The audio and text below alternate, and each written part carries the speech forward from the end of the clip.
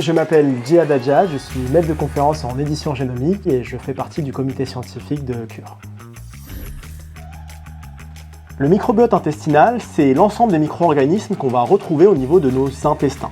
Et il est composé d'environ 100 000 milliards de micro-organismes, principalement des bactéries. Tout le monde en parle puisqu'en fait, il va avoir un impact sur différents aspects de notre corps, à la fois sur notre immunité et même sur l'humeur. Le microbiote intestinal se forme dès le passage du bébé au niveau du canal vaginal. En fait, c'est le moment où il va recevoir ce qu'on appelle en partie l'innotrilin. Par la suite, il va se complexifier, se diversifier et enfin il va se stabiliser vers l'âge de 3 ans.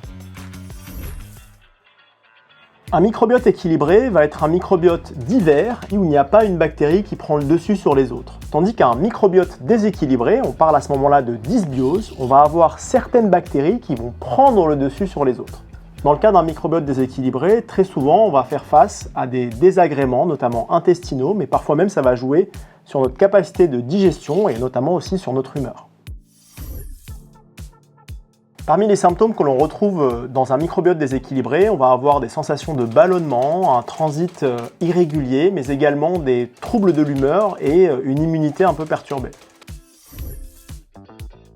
Pour notre santé intestinale, il est très important de consommer beaucoup de fibres. En effet, c'est ce qu'on appelle la nourriture du microbiote.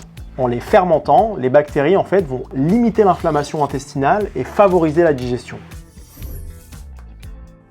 Les antibiotiques, comme leur nom l'indique, tuent les mauvaises bactéries, mais tuent également les bonnes. Donc il est nécessaire très souvent pour compenser en fait cette perte de diversité bactérienne de venir consommer des probiotiques à la suite d'un traitement antibiotique.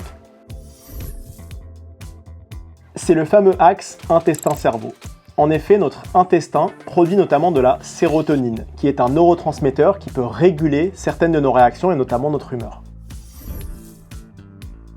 Il n'y a pas de secret, il s'agit d'avoir une alimentation équilibrée, riche en fibres, d'aliments fermentés, le tout combiné avec une activité physique régulière, un sommeil réparateur, et cet ensemble va permettre en effet d'avoir un impact positif sur votre microbiote.